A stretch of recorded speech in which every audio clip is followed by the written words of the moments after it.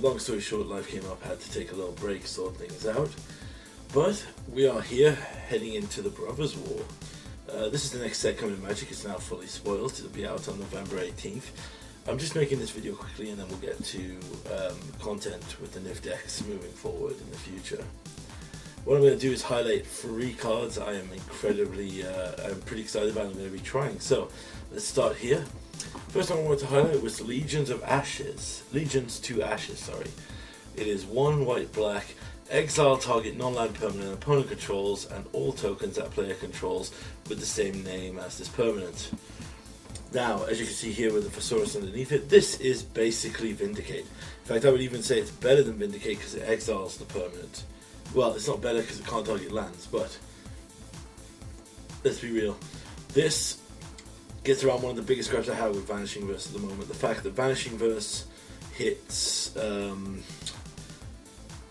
great things, but like the multicolored stuff can just be too annoying for it. So I think this will probably not replace Vanishing Verse, but it's going to be played in the Niv decks. I feel, particularly with the increase in multicolored permanents, plus exiling I think is very relevant for most decks. So yes, I think this card is going to be very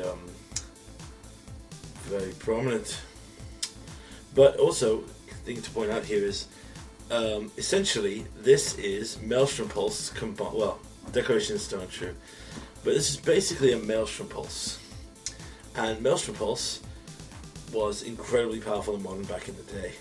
Now it doesn't see much play now. Assassin's Trophy kind of trumps it, but I think this could see play. I play Vindicate in some of my Niv decks to answer a lot of threats. The fact that this could sweep a play set of Rhino tokens with 1 spell is very exciting for me.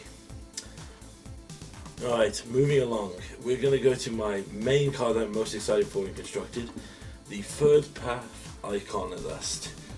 This is 1 in the blue for a 2/1 human monk, that whenever we cast a non-creature spell, we create a 1/1 a colorless soldier artifact creature token. So this is like, they saw my struggle of choosing between Hero of Precinct 1 and Saheeli, the Planeswalker, and literally mashed the 2 of them together into this. So obviously this has the same problem that Hero of Precinct 1 has. It's kind of squishy and it can just be picked off a removal spell. But it also has the upside that Hero has, and if you draw it late game, it is a body itself. It can be done in a top deck war. It's not great, but you know, it can go from there. I think as well, and this is something which is going to be, I think, increasingly relevant, is the fact that it makes colorless artifacts could become relevant. There is a lot of protection going around from multicolor in Pioneer right now because mono white humans is a big thing. Yes, I'm going to try this in every format. It's perfectly on the curve for me. A 2 mana play that I could then come back and do other things with. In Explorer, I'm going to try this in the Gigantha deck as well, because it answers the biggest problem I had with Saheeli, was that Saheeli made I couldn't play Gigantha. So if I wanted the companion, I had to go up to Yorion. I think this card's going to be great. Not game defining, but I do believe that Hero might have now been permanently replaced, because as well as that, it is another 2-colored card. So whereas Hero can't be hit with Niv, this can. It's literally like Daywalker Blade. It takes the best of Hero and the best of Saheeli and mashes them together. So those are the 2 picks from the main set for thing, but I did have one more card I wanted to talk about for Commander. You might notice it is monocolored. Titania's Command is 6 mana, 4 green, and we choose 2. Exile target player's graveyard. You gain 1 life for each creature exiled this way. Each card exiled this way, sorry. Search your library for 2 land cards, put into battlefield tapped, and then shuffle. Create 2 green bear tokens. 2/2s, bears. Or put 2 1/1 counters on each creature you control. Now you know me, I love my commands. Mode 2 is basically the Hour of Promise. One thing I have kind of had an issue with Hour of Promise in my deck, obviously being 5 mana, is not the cost. It's the fact that when I get to 5, in a truly interactive, fun game, I've probably burnt a lot of cards and I wanted to play my Niv Mizzet. Now, yes, finding Field and World Tree gives me 2 blockers, but as I said before, late game, draw it, it's a 5 mana, make 2 2/2s. Doesn't swing the game.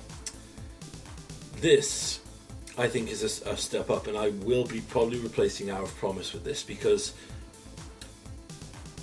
if we just go over standard things here, say on turn cast Niv, and then on turn 6 you play a land and we just want to cast this, just to set up for next turn, or maybe we still have a full hand and we don't want to use Niv. When we cast this, the floor for this card is we go get World Tree and Field of the Dead. Then we add another thing, so we either have 2 more bodies, pump all the creatures we might have on the board, that could turn our Niv into an 8/8, or exile a graveyard from a deck that probably has synergies with it. Basically, this card is always going to be get 2 lands out of our deck and put them into the battlefield tapped. Then we can incidentally choose what we want to do. If we're up against lots of creatures, we can flood it with some bears. We could get some 1/1 counters if we have Niv out and we want to pump our teams a bit. I'm going to have to check with the rules, but I'm pretty sure that we will resolve this entire card so the zombies would not get the +1/+1 counters. Or even just exiling a graveyard can just be really incidentally good. I mean, I run Rakdos Charm just for that ability. So yes, I will be trying this as my 10th ramp spell. You know, my big ramp spell I use to get the incidental engine going. But yes, so Brothers War looks fun. It's coming next week, I believe, so we'll do some live crafting, get things going. We've got to see what this does to the format, shake it up. I don't think it gets rid of the monster that is Rakdos. Even playing casually, the amount of Rakdos I've run into is beyond a joke. But anyway, yeah, look forward to playing with the Brothers War in the future.